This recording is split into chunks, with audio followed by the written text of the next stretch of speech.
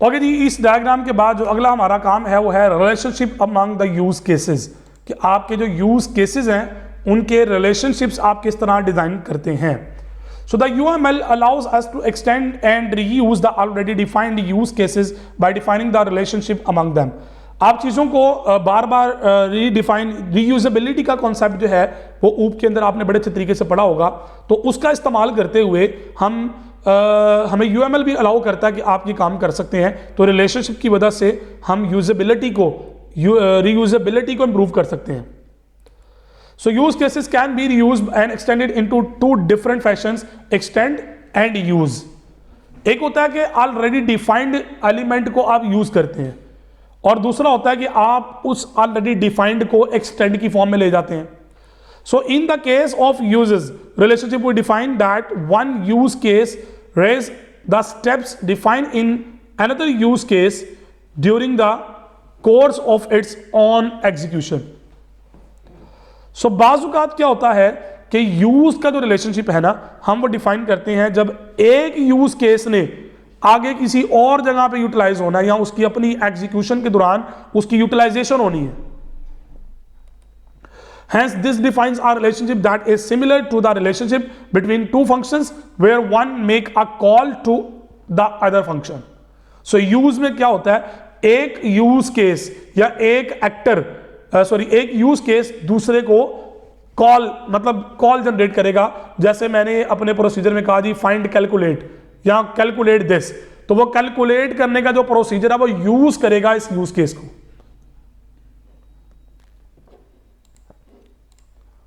So the extend relationship is a kind of generalisation, specialisation relationship. In this case, a special instant of an already existing use case is created। जो already exist कर रहा होता है ना use case, जो आपने create किया होता है, ये उसके स्पेशल इंस्टेंस के लिए इस्तेमाल होता है। So the new use case inherits all the properties of the existing use case, so including its actor. So let's try to understand these two concept with the help of the following diagram. देखिए user है, so delete information में एक तो है uses, delete information use करेगा आपकी record transaction को, और डाटा डिलीट इंफॉर्मेशन यूज कर रहा है आपकी कैंसिल ट्रांजैक्शन को। देखें, आप जब डिलीट के बटन पे प्रेस करते हैं तो यस नो की ऑप्शन होती है, तो यस करने पे रिकॉर्ड हो जाएगी ट्रांजैक्शन, नो करने पे आप उसको कैंसिल भी कर सकते हैं, तो दैट इज अ यूज। अब ये आपका है एक्सटेंड का, कि फोन कॉल जो है ना, प्लेस फोन कॉल, तो प्लेस कॉन्फ्रेंस कॉल में जाएगा। रिसीव फोन कॉल एक्सटेंड करेगा रिसीव एडिशनल कॉल्स, तो यूजर का जो स्केड्यूलर है वो रिटेल इंस्टीट्यूशन के साथ आएगा। So in this case the first diagram, the delete information use case is using to already existing use cases, namely record transaction and the cancel transaction. अब वो पहले से मौजूद थे, वो उनको यूज कर रहा था। So the direction of the arrow determines which one is the user and which is use case is being used. कौन सा यूजर कौन सा यूज केस यूज कर रहा है। So the second diagram demonstrate the concept of reuse by the extending already existing use cases. In this case place conference call use the case is a specialisation of place phone call. Similarly receive additional call is defined by extending the receive phone calls. अब बात सिर्फ इतनी सी है कि देखिए चीजें आपके सामने क्लियर कर दी, दो डिफरेंट डायग्राम्स आपको दिखाई ताकि चीजें आपके लिए अंडरस्टैंड करना आसान हो जाए। अब सिंपल सी दैट है कि अब इन ऑपरेशंस को आप किस तरह से रीयूजेबिलिटी की तरफ लेके जाते हैं। फीचर्स आपके पास अवेलेबल होते हैं, so it may be noted here that in this case the arrow goes from the new use case that is being created, यानी कि ड्राइव्ड यूज केस जो है, towards the use case that is being extended, जो कि base है। तो देखें base वहीं पे रहेगा, लेकिन एक्सटेंड में क्या होगा कि उसकी फंक्शनैलिटीज को वो आगे डिफाइन करेगा। So this diagram also demonstrates that many different actors can use one use case. So that is our main feature. So that is called a relationship. अब उसके बाद अगर आप इस कंप्रीहेंसिव डायग्राम को देखें जिसके अंदर क्रेडिट कार्ड वैलिडेशन सिस्टम को डिफाइन किया गया है। अब इसके अंदर देखें कस्टमर है, तो कस्टमर दो तरह का है, इंडिविजुअल कस्टमर है, कॉर्पोरेट कस्टमर है।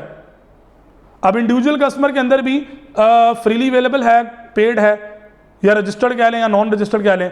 सो that is a extend feature, ये एक्सटेंड यूजर है। सो इधर यूजेस है,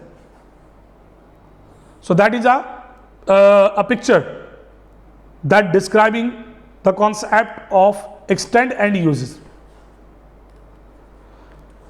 अगला हमारा जो कॉन्सेप्ट है वो ये एलाबोरेटेड यूज केसेस, कि अब अपने आप यूज केसेस को एलाबोरेट कैसे करते हैं या क्यों किया जाता है या कैसे करते हैं। After the derivation of the use case model, each use is elaborated by adding details of interaction between the user and the software system. An elaborated use case has the following components. वो कौन कौन से हैं जी? पहले number पे है use case का name, कि क्या नाम है, मिसाल के तौर पर ऐड यूजर। इंप्लीमेंटेशन प्रायोरिटी क्या है? The relative implementation priority of the use case, के जनाब ऐड करने के लिए जब आप इस फीचर को यूज करना चाह रहे हैं तो उसको आपको सिस्टम में ऐड करना पड़ेगा। सो that is the implementation priority. फिर उसमें एक्टर कौन सा इन्वॉल्व होगा जी? एडमिन ऐड कर सकता है, फलां बंदा ऐड कर सकता है, तो ऐड कौन कर सकता है? That is a actor. Summary, एक डिस्क्रिप्शन उसकी। प्री कंडीशन, कि अगर ये काम करना है तो उसके लिए प्री कंडीशन क्या होगी? पोस्ट कंडीशन, ये हो जाने के बाद क्या होगा? Extend, the use case is extend if any, अगर होता तो वो कहां पे, किसकी तरफ एक्सटेंड होगा? या बाजू का ऐसा भी होता है कि वो शिफ्ट करता है एक दूसरे केस के अंदर। सो यूजेस, कहां पे यूजेस है इसके? नॉर्मल कोर्स ऑफ इवेंट, कि कौन कौन से इवेंट्स इसके अंदर अकर होंगे। अल्टरनेटिव पाथ क्या होगा? एक्सेप्शंस क्या होंगी? एरर्स जो आते हैं या जो अल्टरनेटिव्स आपके होते हैं। फिर assumptions, an example the delete information use case is elaborated as, अब मैंने elaborated से मुराद आपका यूजेस सिनेरियो होता है, उसका कंप्लीट प्रोसीजर। सो जैसे देखेंगे ये डायग्राम हमने पहले भी देखी है कि यूजर है डिलीट इंफॉर्मेशन। अब डिलीट इंफॉर्मेशन यूज कर रहा है रिकॉर्ड ट्रांजैक्शन को और कैंसिल ट्रांजैक्शन को। अगर वो यस करता है तो रिकॉर्ड कर लेगा ट्रांजैक्शन को, अगर वो नो करता है तो उसको कैंसिल कर देगा। सो इसका एलाबोरेशन कैसे हो रही है? यूज केस का नाम क्या है जी? Delete information. प्रायोरिटी क्या है? थर्ड नंबर पे। तीन चीजें है ना, डिलीट का डायलॉग बॉक्स आएगा, यस या नो करोगे। एक्टर कौन है जी? यूजर जो ऑपरेट कर रहा है। समरी क्या है जी? Deleting information allow the user to permanently remove the information from the system. So deleting information is only possible when the information has not been used in the system. So that is a summary, आप इसको अपने words में लिख सकते हैं। सो pre conditions क्या है जी? कि भाई डिलीट होने के लिए चीज सिलेक्ट होना जरूरी है। Information was previously save to the system and a user need to permanently delete the information. ठीक है ना? पोस्ट कंडीशन क्या है जी? The information is no longer available anywhere in the system, that is a post condition. Uses क्या होगा जी? Record transaction और कैंसिल एक्शन, इन दोनों में से कोई एक एक्शन कॉल होगा। एक्सटेंड नहीं हो रहा क्योंकि दोनों में से एक ऑपरेशन ने कॉल होना है, उसके बाद काम हो जाना है। सो अल्टीमेटली आपके पास डिफरेंट काइंड के जो सिनेरियोज हैं आप उसको डिफाइन कर सकते हैं। इनके अंदर जो हमने कंपोनेंट बताए हैं ये इसके अंदर आते हैं। अगर आप इनके अलावा भी यूज करना चाहें तो आप कर सकते हैं। सो मैंने आपको YUML वेबसाइट का लिंक दोबारा दिखा रहा हूं आपको। ये वेबसाइट मैंने कहा जी YUML.me, इस वेबसाइट का इस्तेमाल करते हुए आप यूज केसेस डिजाइन कर सकते हैं। उससे रिलेटेड जो इनफ इंफॉर्मेशन थी वो मैंने आपके साथ शेयर कर दी है। अब फर्दर आप इसके ऊपर डिटेल लेना चाह रहे हैं तो आप अपनी बुक्स को स्टडी कर लें, आपको जो नोट्स प्रोवाइड किए गए उनको स्टडी करें, गूगल पे सर्च आउट करें, क्वेश्चंस करें, कमेंट्स में जरूर क्वेश्चन किया करें ताकि उन क्वेश्चंस को सॉर्ट आउट किया जाए।